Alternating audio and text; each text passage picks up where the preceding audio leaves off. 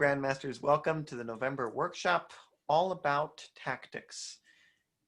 This month, it is hosted by Stephen Caulfield, our assistant workshop coordinator and vice president, and Robert Clement, our second board and workshop coordinator, who will be joining us later.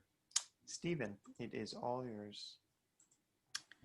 Thank you, Anthony, and thank you for everyone for being here.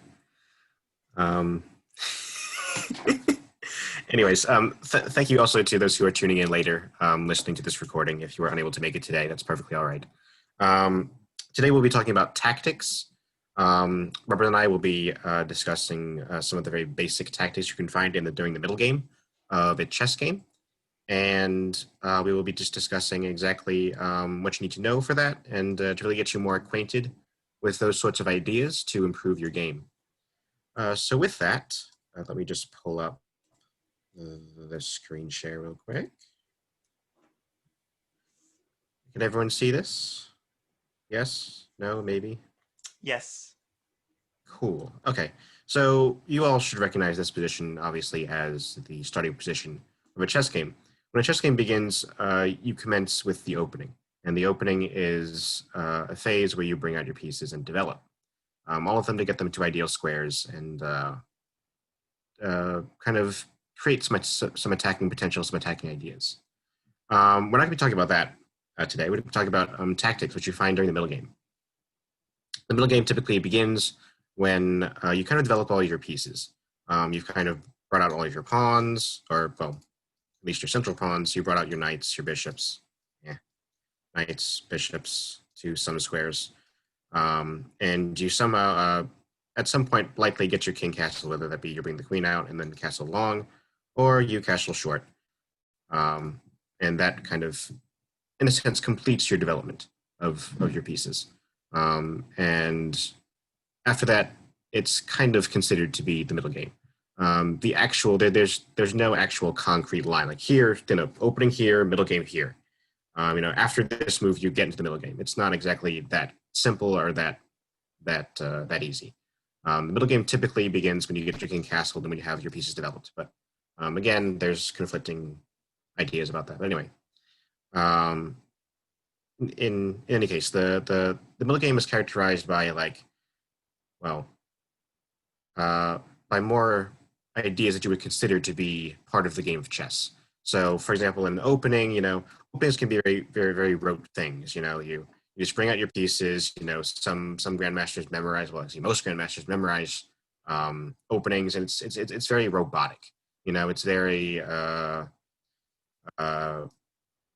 it's just very robotic in that sense. Whereas with the middle game is where you actually start playing chess. You start developing ideas. You start doing things of that nature. So we're going to be discussing tactics. Now, tactics are kind of the main ideas that you can find during the middle game. And understanding these things is very essential to improving your chess game and to winning games. A lot of games are actually resolved in the middle game. Not all of them, obviously. Also depends on the strength of your opponent and your own strength in the game. But a good portion of games are resolved in the middle game by some surprise checkmate or by some sort of special tactic, which we'll be discussing kind of the basics of those today. So, what are tactics? Tactics are, as I said, kind of essential parts of the middle game, where essentially you're basically either obtaining a winning position, a superior position on the board, or you are winning some sort of material. And by that I mean you're going to win pieces. You're going to take your opponent's pieces without reprisal. So obviously you can just trade off pieces, and if you just trade one for one, then you're just going to be reduced to a draw. Now, when you execute some sort of tactic, some sort of idea like this, you're basically taking your opponent's pieces, and there's nothing they can really do about it. Or if they do something about it, they're just going to work themselves into a bigger hole, so to speak. To show you what I mean, I'm going to illustrate some basic tactics. Can everyone see the screen here? just supposed to be an empty chessboard. You can all see the lines I'm drawing. Cool. Yep. Okay, so one of the basic forms of tactics are what we call pins. Anyone here play video games? Yeah, I think a lot of people play video games. Yes, Anthony, we know. Does anyone here know the term FPS, right? FPS game means a first-person shooter, right? Is anyone here a big computer nerd? Knows a lot about computer monitors and stuff? Maybe. Well, FPS in terms of computer monitors means frames per second. Is how many frames a computer monitor can display per second. FPS in chess, however, refers to tactics. Forks, pins, skewers. FPS. Those are the basic chess tactics that we will be discussing. I will cover a few. Robert will cover others once he gets on. I'm going to cover a bit of pins, so the pins part, the P. So pins. Actually, let me go back here. Actually, this is actually an opportune time for me to illustrate this. A pin is basically when a piece cannot move from a square, either because mostly because it is pinned to check. So everyone knows that when the king is attacked, the king is in check, correct? So basically, if I were to do something like, let's see, trying to engineer this, this would typically not happen during a chess game, I'm just saying, but let's say I were to do something like this.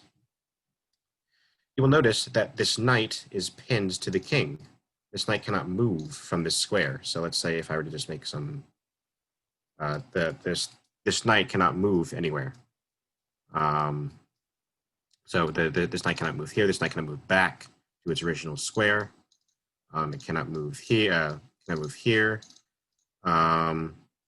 So this knight is pinned because if this knight were to move, the king would be put in check by the bishop.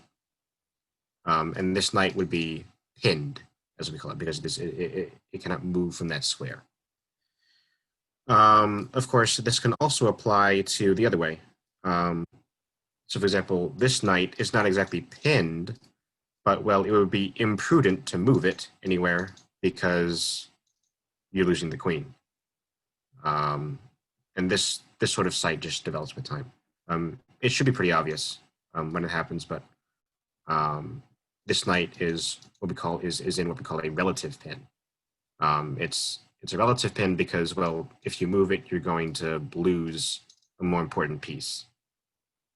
This knight over here is what we call an absolute pin because moving it is actually moving this knight would actually be illegal. It is not within the rules of the game. According to the concrete rules of chess, you cannot move this knight. This knight can move. It's just dumb to move it. So those are the two kinds of pins, absolute and relative. Now, of course, pins are not only done with bishops. I mean, for example, this pin on the king here is very common. In fact, the common chess openings done is what we call the Roy Lopez, where this bishop will just come out here. It's not actually pinned, but if this pawn were to move, then this would be pinned, and black needs to do something about that before he can expand to the center. As I said before, obviously, pins do not necessarily need to be done with bishops. It can be done with anything, as long as it puts the king in checks. For example, this rook pins the knight in this position, and the two pieces that cannot execute pins are obviously the ones that do not have what we call kind of line of sight, so to speak. Knights cannot pin because, well, knights just directly attack. So a knight cannot pin another piece because the knight has a weird movement, well, an unusual movement pattern. The other one is, of course, pawns, because pawns are, well, they attack only one square up. So 2 squares total, 1 square up to the diagonal left and diagonal right. Obviously, because there cannot be a piece in between these squares, obviously the pawn cannot pin anything. All of the pieces, oh, and also king, of course, but again, it's the same concept as the pawn. All the other pieces can pin. Therefore, that's queens, rooks, and bishops can all pin pieces. And these instances you should definitely keep an eye out for, because there are situations where pins can win pieces. So let's say, for example, let's just take an example, maybe. File here. So let's say that I have a piece here, and let's say for some reason there's a knight here, and oops, other way. There we go. So let's say that this situation happens where this knight is pinned to the king. Obviously, this knight cannot move. Now, let's say, for example, that you wanted to castle. And, well, castling in this situation would be a pretty good idea, except, well, you're going to lose the knight. So, in this sense, after you've moved to castle, this knight is free to capture. In certain situations, this can win the knight. This is obviously a very, very bare bones example, and this isn't exactly an example you would see in a game. But also for the fact that it's reversed. Black should be on this side. Anyway, in any case, as I said, this example is very bare boned, and it's not going to be seen in typical games. Yeah.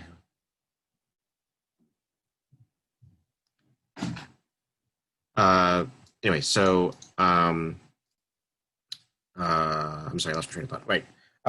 So there are ways of combating pins. Namely, for example, if you were to defend this piece, let's say I had another knight, and this knight was here. So therefore, once I castle, and if I were to take this knight, well, this knight would just be capture. So that's an imprudent move. You can also do other things, but basically defending a pinned piece is essential, and should be looked out for. If you cannot defend the pinned piece, then that piece is going to be won on the next move.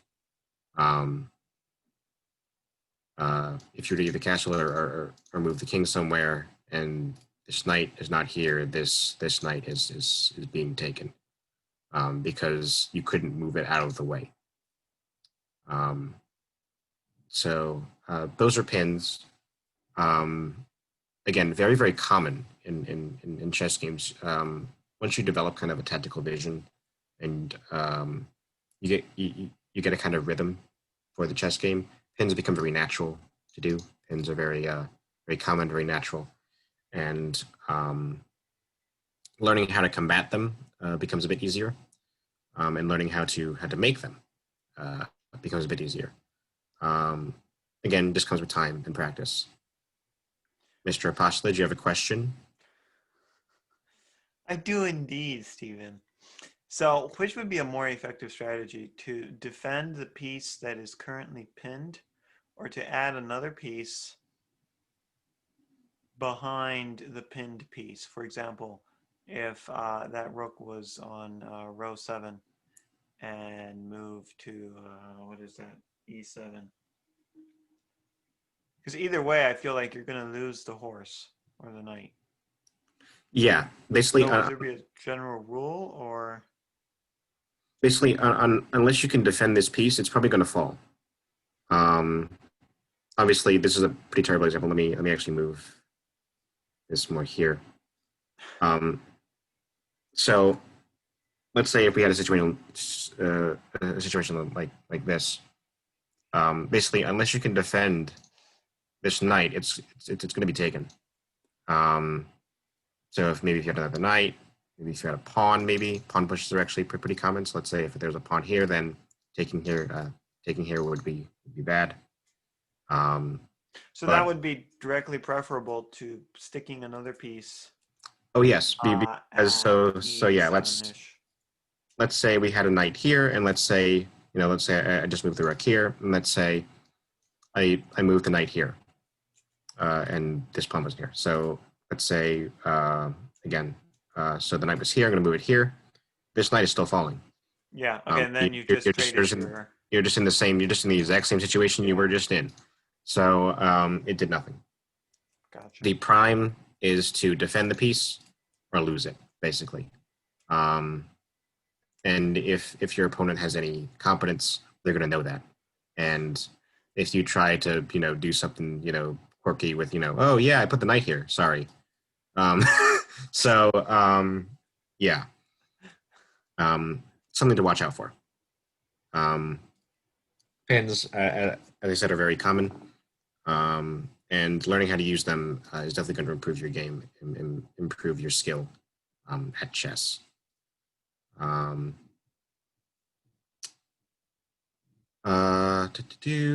Yes. Any questions on pins whatsoever? I know it was kind of a crash course sort of thing. Pins are pretty simple, though. Going once? Twice? Okay. So now that we covered pins, we're going to move on to a second tactic, which is the S, the skewers, which is basically a reverse pin. It's a pin in reverse, if you will. Skewers are when you attack a piece in order to get at a piece behind it. So let's say I had a situation as thus. I move the rook. Here, puts the king in check. This king now has to move. Once the king moves, boom. Very basic and bare bones example again. Wouldn't really happen in the game, but the concept is there. Typically, it involves a check to the king. So whenever the king is put in check, the king obviously has to move. Either that or interpose a piece or take the attacking piece. But if you are unable to do that, the king has to move. So let's just set this up again. So let's say, well, obviously this is only an example because there's no king. But anyway, once the rook moves here, this king has to move to one of these squares. Once it does, it exposes the queen, and it's white to move, and the white takes the queen. Of course, this can be done with other pieces as well. This isn't just rooks taking queens. In fact, I think a more common example would be rooks taking rooks, because of this. Typically, the king and the rook are on these squares, and let's say we have something like this, where the rook would then move here. King can move, but the king cannot defend the rook from 2 squares away, and the rook is falling. So that's a bit more common. Again, skewers can be all over the place. They're not as common in chess games, but keeping an eye out for them. You should definitely be able to see some opportunities. They do not, however, always have to include a king. So, for example, let's say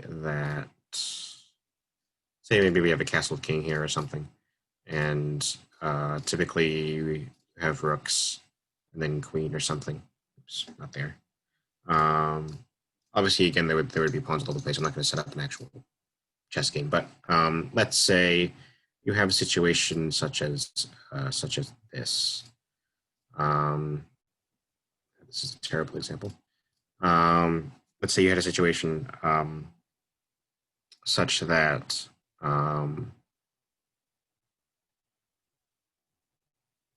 considering I actually have to draw an example then. Yeah, this will work. This is a terrible example, but basically, let's say you were to move the rook here. Now, unless this queen moves, it's going to fall in the next move. So the queen has to move, and it cannot move any of these squares. This is terrible. I need to. should never happen in the game. Um, anyway, this queen now has to move. And if you ever obtain in a position like this in a game, then, well, your game is very special. Um, anyways, just for the sake of example, the queen cannot move to these squares because the pawn will take, and cannot move to these squares because the pawn will take. So the queen has to move. Once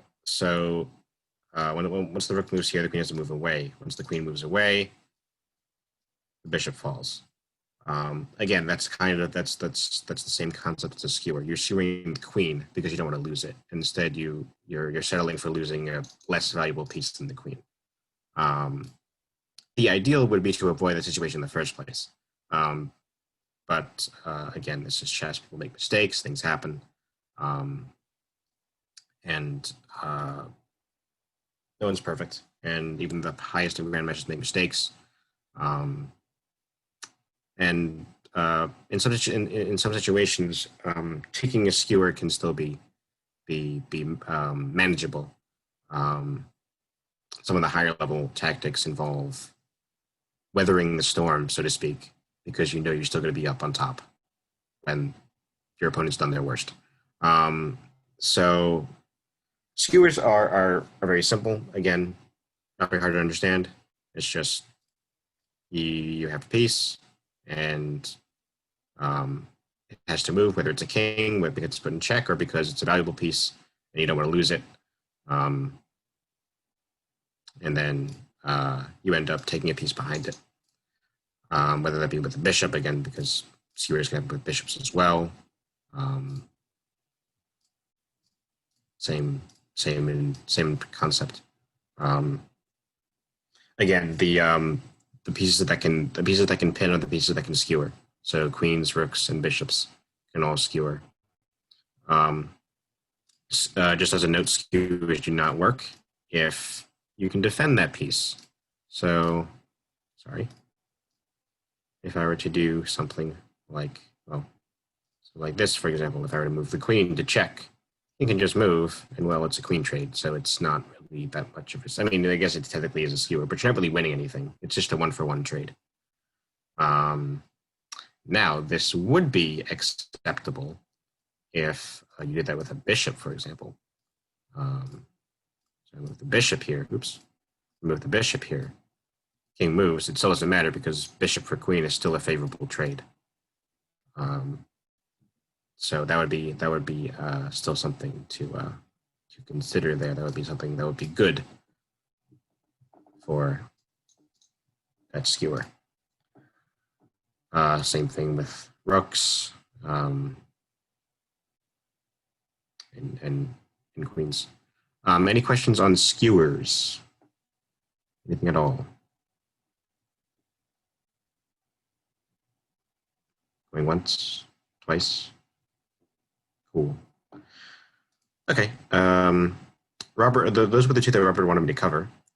Seeing as he's not here, I will briefly introduce you to forks, which is another really basic tactic.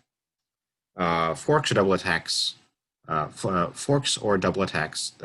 Those terms can be used interchangeably. Typically, forks refer to double attacks with knights or pawns. I will show you exactly what I mean. Forks are actually very common, and they're definitely something you should definitely watch out for, because they can be very, very tricky. So basically, all it is you're attacking two pieces at once. It's very common to see. Just for the sake of visualization, move the rook here. I'm attacking two of these knights, and so one of these knights moves away. Oops. Moves away, and I just take the other one. Very, very basic in concept. All pieces can double attack. Some can even triple attack. So these are definitely very, very common things to see in chess games. You should definitely keep your eye out for them. Again, there are ways you can thwart this. So for example, if, let me see if I can, this work? No, it doesn't. Oh, wait, I think this works. Yes. Yes, this works. So if I were to do something like this, like, aha, I have you here. Well, actually, no, you don't, because these knights now defend each other. And taking one of them will result in the loss of the rook. So, again, defending the piece is very essential. If there's any lesson you can learn from any of these tactics to be used against you, is that hung pieces.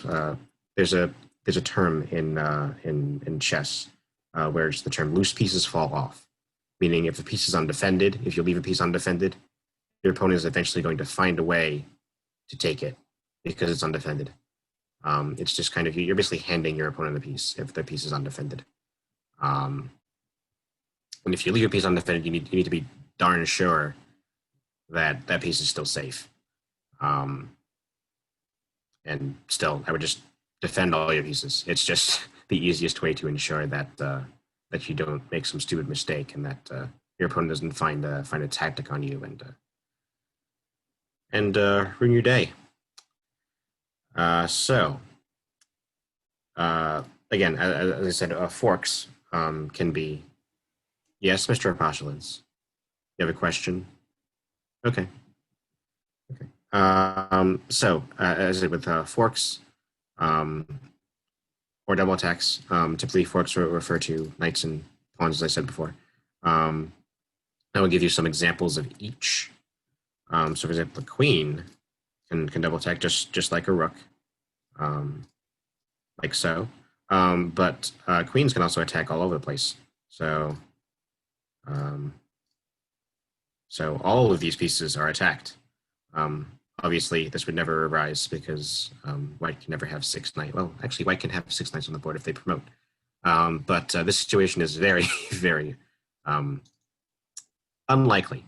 So for the sake of example, all of these knights are attacked by this queen. And, well, you can't really move any of them to defend all of the others. So you're going to lose one of these knights. That much is sure. But yeah, queens are very, very, very powerful pieces. Oops, here we go. Just even more visualization. Queens are very, very powerful. And they can attack lots and lots of pieces at once. The problem with that is that your opponent's going to prioritize attacking this queen. So just be careful when you bring it out into the center and commence attacks with your queen. But there's that. Knights. Knights are actually very, very interesting when it comes to forks, because of the knight's very, very awkward and weird attacking pattern. It's very easy to do that. So, for example, here and let's say here, both of these rooks are attacked. Obviously, it's easy to just defend, but seeing as a knight is less valuable than a rook, this is still winning. So if I were to do this and defend the rook, taking one of them is still winning, because you just traded the rook for a knight, and it's very, very it's still good for black in that instance. The last thing, which I will discuss before turning it over to my superior, Mr. Clement, who has just arrived, is to keep an eye out for royal forks. Royal forks can be quite deadly, and these are things you should definitely watch out for, especially with knights. There's a knight here. This king is put in check and has to move, which means you cannot move this queen, which means the best move would probably be either something like this or this, but it doesn't matter because the queen is falling. And you just traded a knight for a queen, which is a excellent trade. You take those all the time, or at least most of the time. Royal forks is when you basically just check the king and attack the queen in the same move. The other way you can do that, obviously, is with pawns, defended pawns, obviously. So if there's a situation like this, you push this pawn.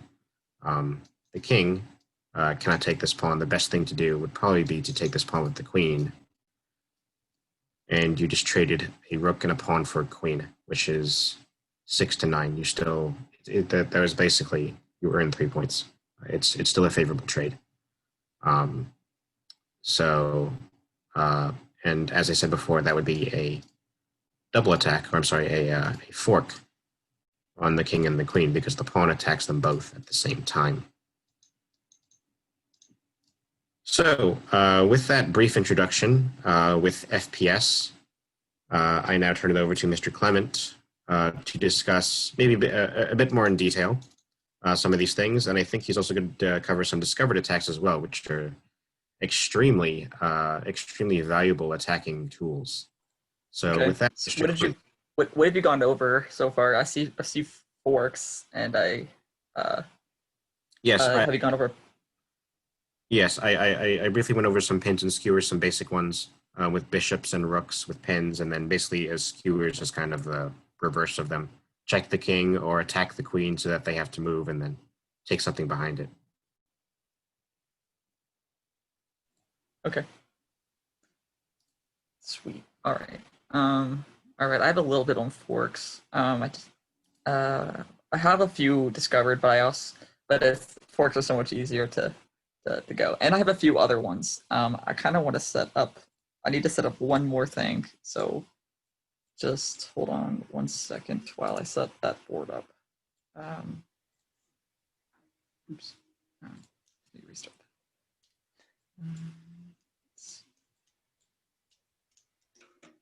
Okay, it might take a while to get to that. So I'll probably have to show a game. Anyway, let me share screen. Where'd it go? Welcome to. I know I have. Okay, there. Let's see. Hopefully this. Okay. All right. So I have. All right. So obviously, I was gonna demonstrate obviously a basic fork, but I think Steven's already gone that. So obviously, in this situation, if it's white to move, then obviously you want to fork to take the queen, obviously. So that's just you already know that. So let's go with that. Let's go to what a discovery is then, and I'll showcase some games and stuff with forks and discoveries.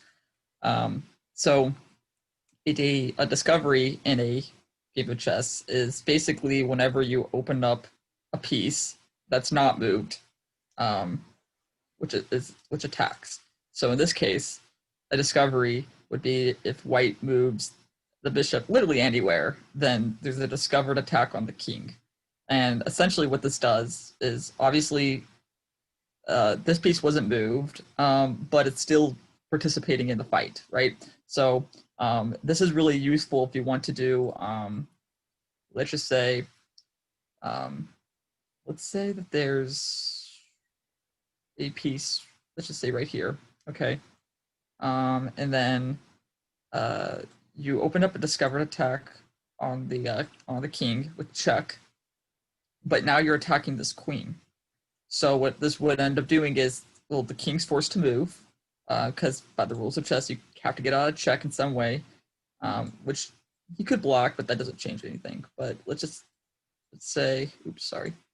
Let's say the king moves here. Well, then you just take the queen. So that's why discoveries are really useful, because you can gain quick advantages by exploiting one piece movement somewhere on the board, and you still get to attack. It doesn't need to be the king.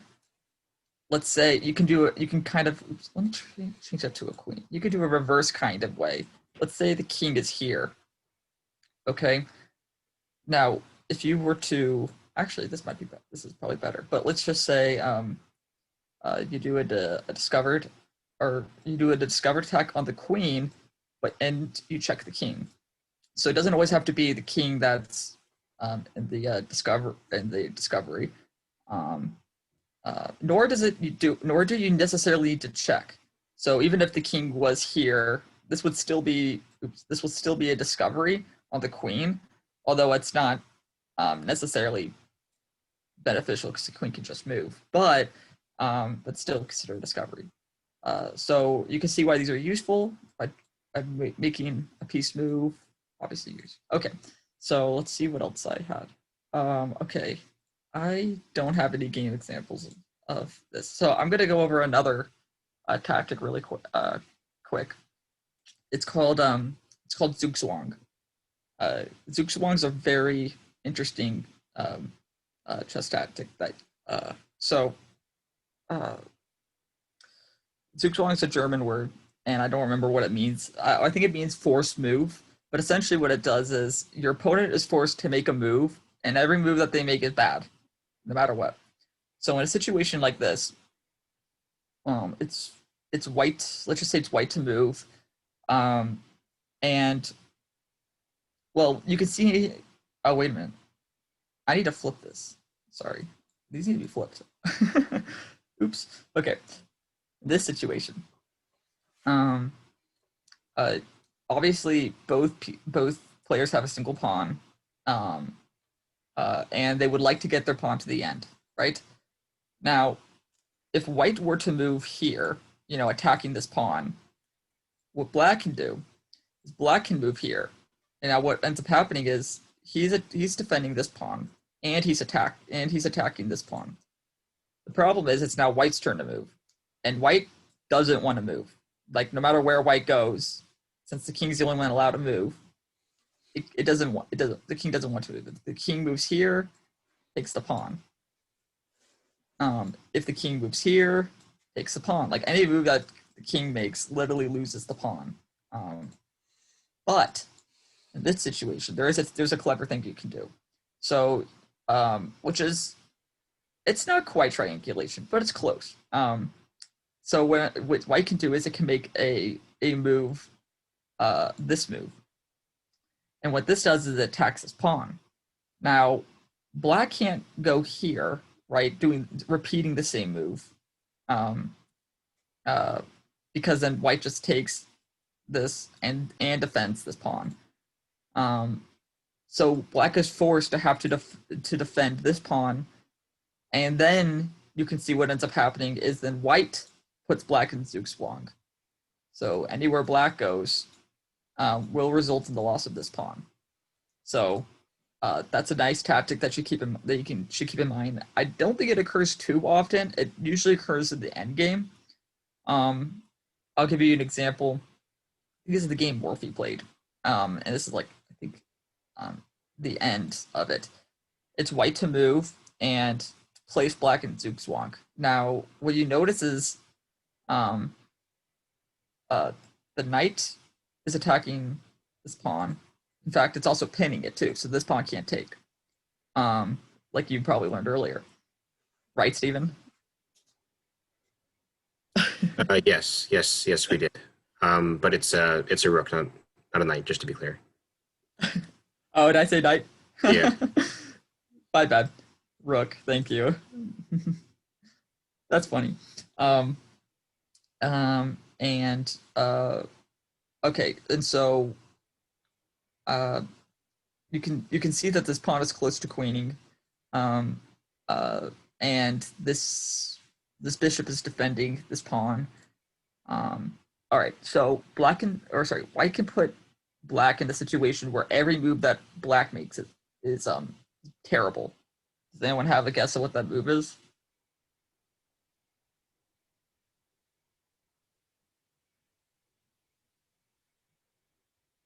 And I'll also mention that there's checkmate in 2 through this tactic. It's not an obvious move either. It's probably the last move you would consider, or one of them at least.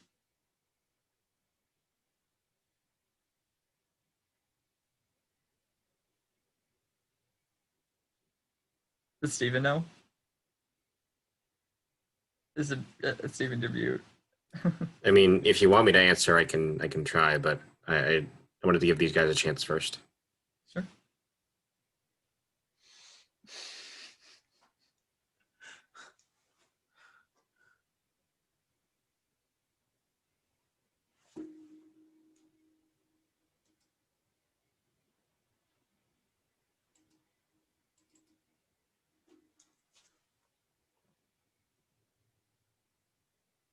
I can give you a single hint about which piece you're gonna move. Anthony wants it. We're gonna move the rook.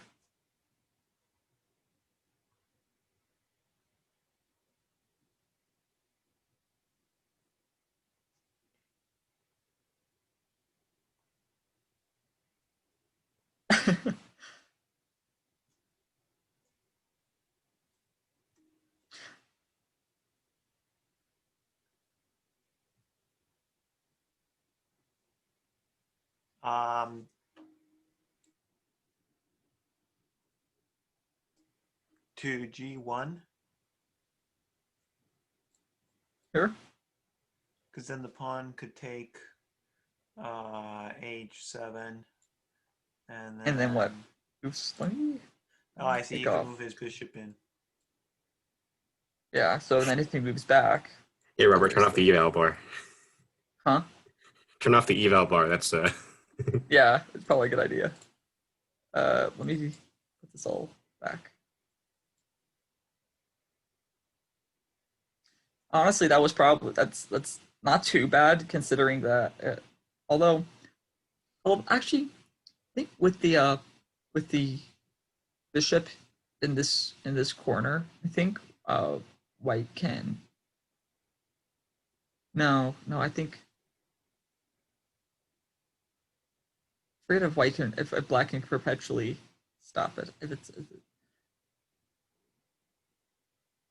okay, Marcus, do you have any ideas? No. Steven, do you got any ideas? yeah. The only reason I think I know this is because I think I've seen this before, but I believe the move is rook h6. It is h6. It's so weird, right? It is a very weird move, but it's an excellent move if you think about it. It is. All right. So what? So the situation is Zugzwang now. So why is that the case? Well, let's do the obvious move. Black takes. Then white has a winning move. Does anyone know the winning move?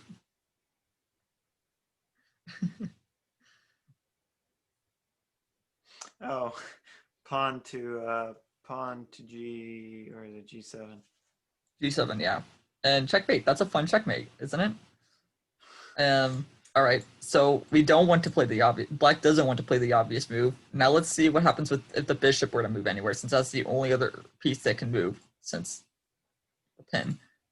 So if bishop moves anywhere here, let's just say all the way down here, then white wins in one move. Remember, the bishop was guarding this pawn. Okay. So checkmate in one. Marcus? What? Checkmate in one for white. Oh, I mean, wouldn't you just do pawn h7? Take here. Well, I would think then that black would take here, and I think black's winning then. Oh. Oh, then my next best guess would be king to g8. Okay. I'm stuck with this.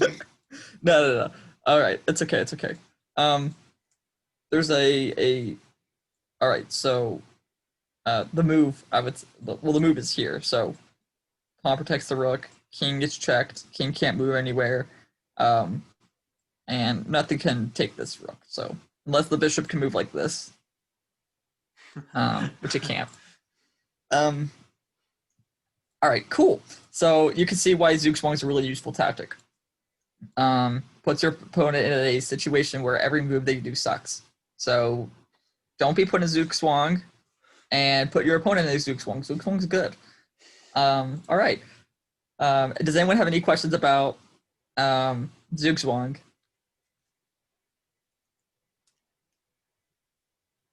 It's a really fun name to say too. It's spelled like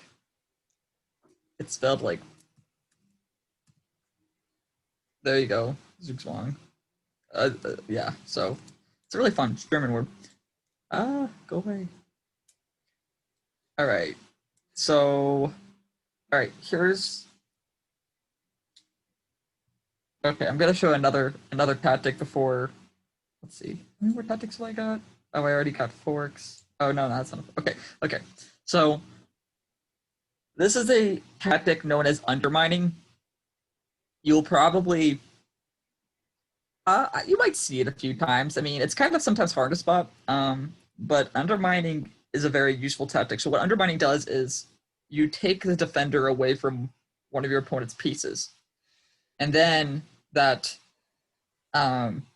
allows you to take that piece, um, or your opponent has to. I don't know how to explain this. I'll just show it. So in this case, white's to move, and this knight is defending this bishop. So this rook cannot take this bishop. But if white were to take the defender of the bishop away, then black has this bishop that's now that's not defended anymore. So rook can attack. So either black has to take this piece or move this piece away. And so if he just moves this piece away, then what you end up having is a situation where white can now, well, let's say he moves this piece away. This is probably the best move, or one of them maybe. Actually, no, it's not. Taking's better. Okay, so now the knight's being attacked, but the knight can just check, and then this piece can, once the king moves, this pawn or this bishop can now move away. Basically, you just got a free piece, that being the knight. So that's useful. Now, let's just say he takes, and then white, and then black takes. Then you have, then you can just take the bishop, and now you got two pieces for one. So undermining is really useful because it's, I think I've just demonstrated why. You get pieces up. I don't have any, I don't think I have like any example of that in a game. I don't think I do. Because it's really rare. It's really rare when you find a piece that's not defended. And taking a piece will do it. I have it in games. I see it all the I don't see it all the time, but I see it from time to time, but it's kind of rare. So I'm going, this is an example of two tactics, but it's showcasing why one doesn't work. I'll put it that way. So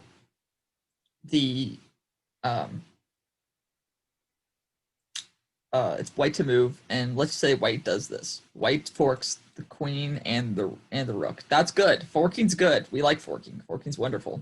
But now it's black's turn, and this isn't a forced fork. These pieces can move. It's not like a royal fork where if the king was involved, and then white has to move the king, and then black takes a piece.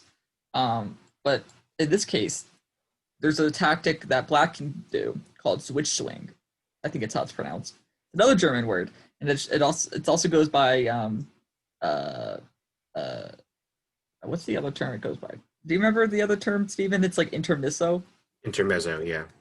Yeah. So black can do a intermediate move, and there's like a bunch actually in this case. So black can save both his pieces. One way he can save both his pieces is by performing an intermezzo check. So basically, white's checked, and so white doesn't have time to take the queen. So white has to move somewhere. Although I think better in this situation might be a pin from either the queen or the rook.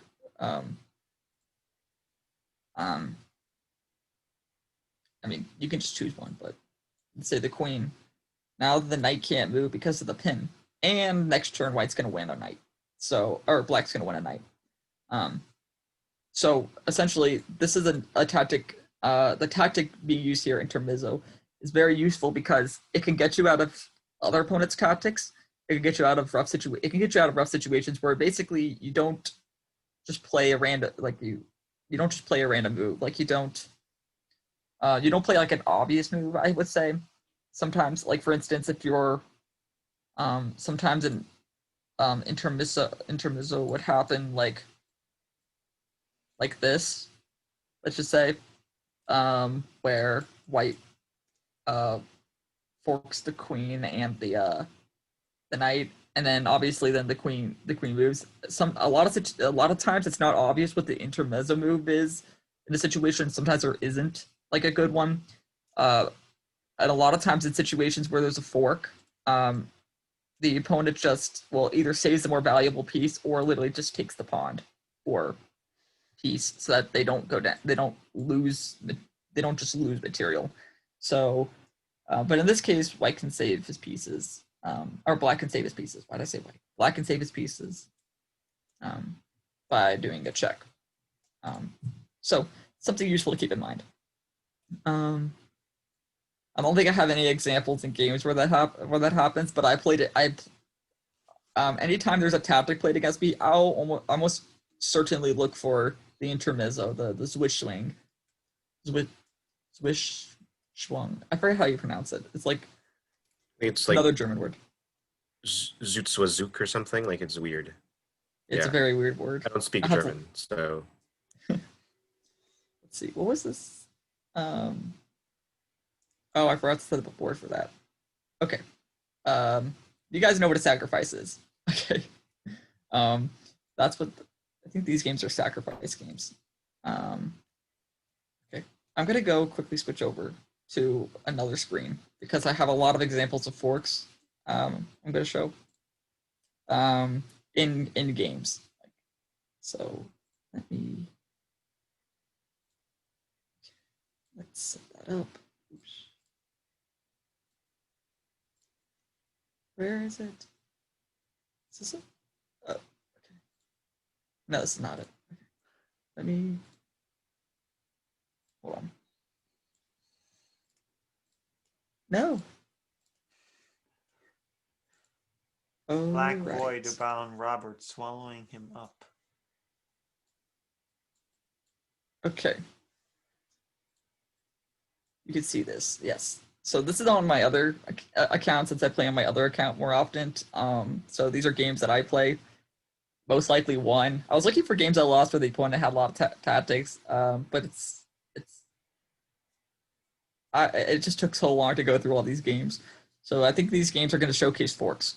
So this is a game I played between. Robert doesn't lose games, just as a disclaimer. I could show you how many games I'll had. Like I think 1 week I had like a losing streak of like 10 games. So I lose games. I lose a lot of games.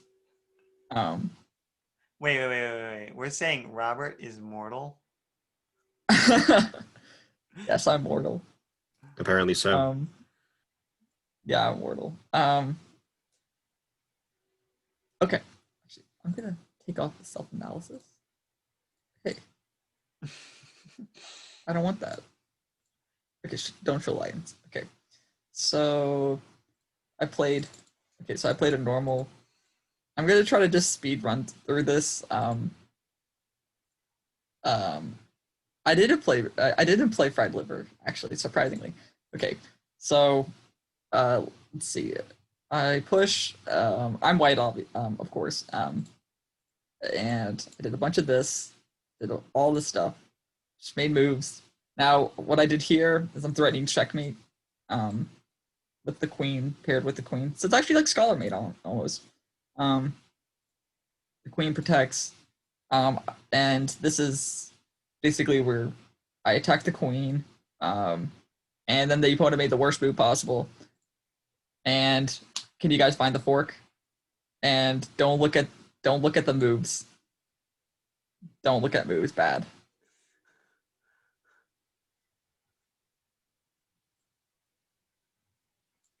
Steven's laughing. I mean, they probably don't see it anyway, so just don't tell them where to find it. Okay. So what do you think I played? That's a fork. It's a nice royal fork too.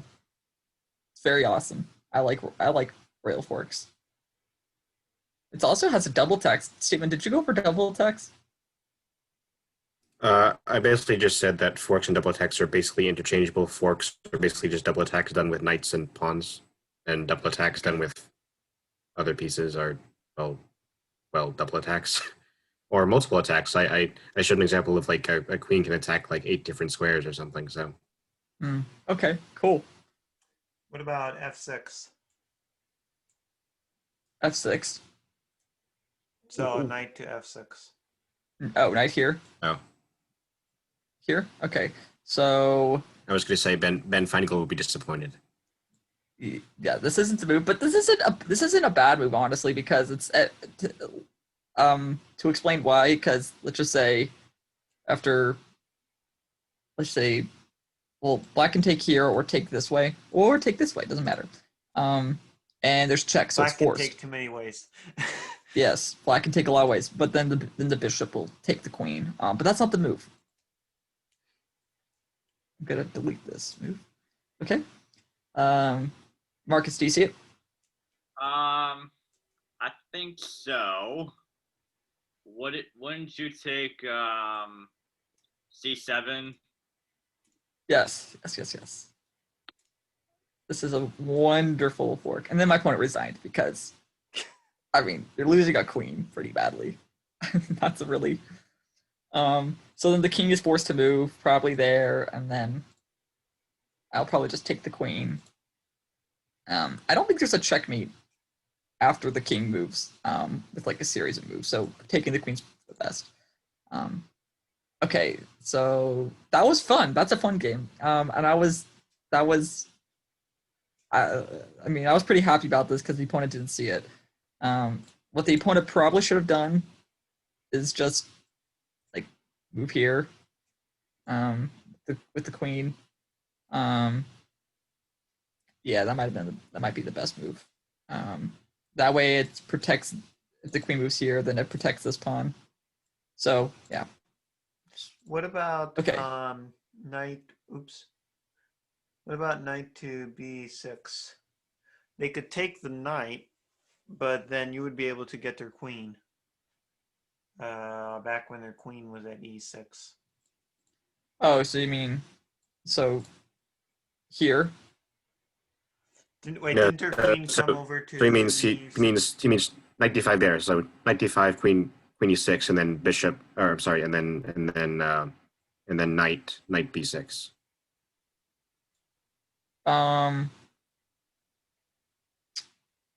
I would think so. No, okay. I thought the queen went to e6. E6. Yeah, because If queen goes to e6. Oh, and then doing this. Yeah, that's yeah, because even if the queen takes here, the knight defends. I think so. I mean, I don't think this looks too bad. Although I think white would probably just. Is it worth losing? I would think your white. bishop? I think probably one of the better moves is maybe here, defended by the bishop, and you're attacking the queen. So after trades, I mean, you're still on a rook, but it's still better, I guess. Yeah. Yeah. So Gotcha. I mean, this move's possible. I think you're gonna be out material anyway. But this move is superior.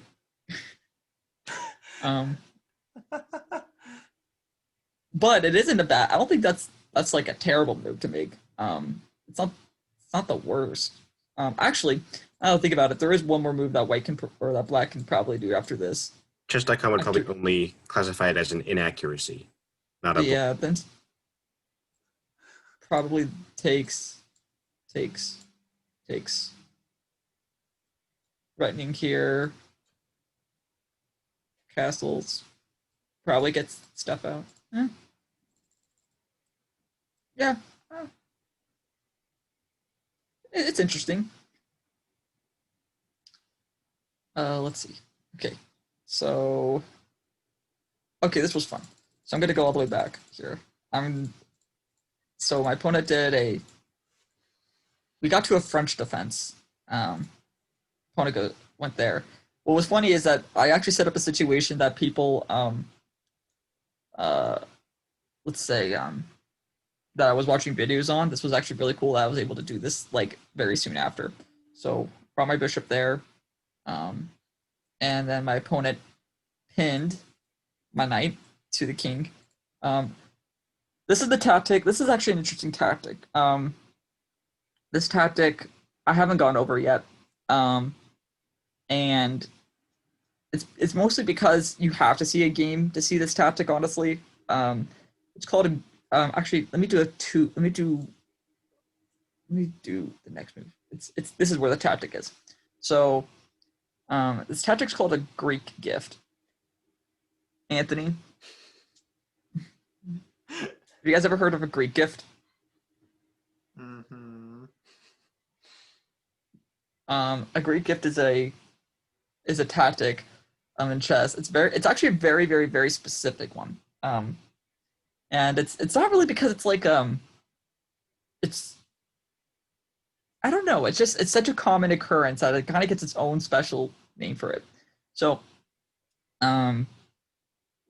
basically, the Greek gift is whenever white, and I think it's seldom black does this, but white usually does this, where the bishop or this bishop, one of these bishops, they're eyeing down over here, and this is where the castled king is. The Greek gift is where you sacrifice one of these bishops, like basically on like these squares for the most part. And in this case, I did a Greek gift, so I took with the bishop. I sacrificed my bishop. So they did a terrible move. I think that's not the recommended move at all. I think you should take, but he didn't want to take my gift. I brought my my knight over, defended by my bishop. And so this knight defends this bishop. So the king can't take any longer.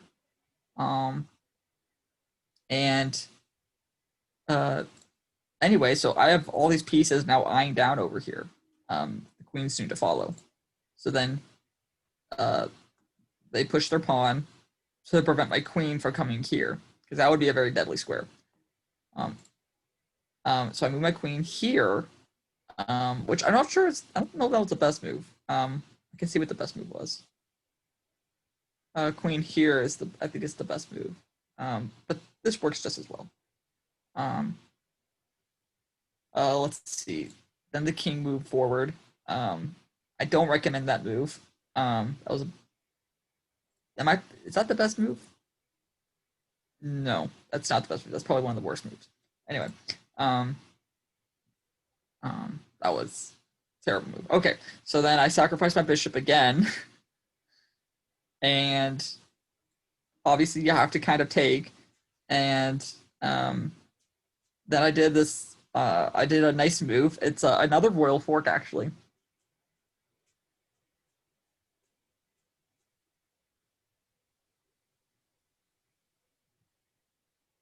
Do you see it, Anthony? Do you see it, Marcus? I think Steven sees it.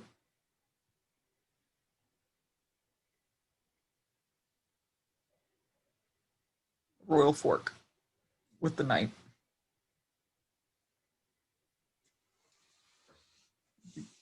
You can chime in if you want to say it.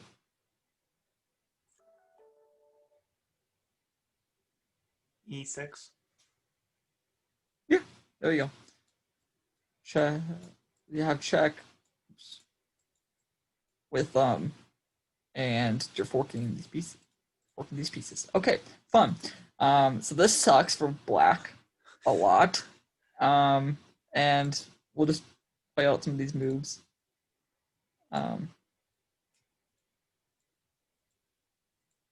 At this point, I don't care about my rook. I just care about the attack. And then checkmate. So that's why I recommend, well, don't always play Greek gifts. There's actually some kind of circumstances for which you really like. It's good to play Greek gifts. So generally, you play a Greek gift if this bishop can't get to this square. This bishop is now protecting this square, and this pawn prevents knights from coming here. So generally, if those circumstances occur, Greek gifts are like basically always going to win, or at least gain a lot of material, or an aggressive attack. Because in a case, what should have black played probably in this situation? I guess it says takes, but casting was not a good move because it does recommend the Greek gift. Bishop takes h7. Okay, so any questions about Greek gifts? Like, basically, you have all these attacking pieces. You sacrifice a bishop for an incredible attack, and your opponent can't do anything about it for the most part. I now expect Anthony to play this every single game he plays now. I can't wait to play this against Gabriel. Very good. Especially. Give him a little gift. By the way, gentlemen, we are approaching our hour-and-a-half mark. Robert, Yes. how many more tactics did you want to cover in this round? Let's see. I did want to show a game with the discovered, so I can show that right here. Why don't we do that and then call it time for this time and save for next Sure. For the next round. Sure, and then we can. I think next game, or sorry, next workshop, we wanted to go over more middle game where it's how you kind of. I think we want to like show how you kind of combine or you make like that's like the other part of the middle game. Kind of, it's not specifically tactics, but it's Yeah, we've discovered the tactics part. Now we cover more of the tempo and the kind of the what do you call it? Like timing, tempo, and attacking ideas. Yeah. Yeah. Cool. So I'm in this situation. Yeah, I think this is the game I played. Yeah. So I moved here because I'm attacking this pawn and twice, and my knight's defended, so the king can't take. Okay. So then white played threatened my knight, or sorry, I keep saying knights, rook. So what I did though was I just took, and then the king had to move, and you can see the discover. I think you can see the discovered attack. So the bishop has a discovered attack on the king. Although I think I missed the mate. I missed the mate in this because I think I was running out of time, so I just played. I played quickly, but there is a mate. So the king, so after the king moved, I just went on a spree of taking pieces. So there's check from the bishop, discovered attack, king had to move, and then I just took his rook. Like I was discussing earlier, where you move you move your piece to attack another piece to gain it, since they have to move from check. And then I just kept playing moves. But there was a mate in this situation. So the mate is rook moves here after the king moves. That's checkmate. Since the pawns guard here, the bishop guards here, and it protects the knight. And the knight, or not knight, rook. The rook attacks the king. So that was the mate I missed. But I was pretty sure I was going to go on time. But yeah, so discovered attacks are good. Use them in your games, because your opponent can't do anything about that, or generally can't. So by the time they discovered it, it's upon them. It is too late. Yeah. Do we still have a little bit of time? Yeah. Okay. Here's another interesting topic. I can't really think of how to describe it. I'm gonna say this is like a sacrifice, but it's kind of like a sacrifice with like a secret threat. So I'm white, and what I notice is this bishop, if this knight wasn't here, would be pinning this pawn. This bishop is attacking this square, and this queen is really close. It's really close to this king. Okay, so what I did was I took with my knight. It's basically a sacrifice. Now what he needs to do is he needs to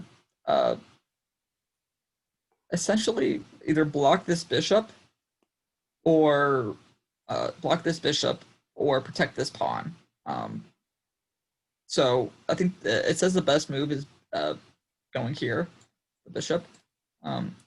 But he didn't see it, and so he took.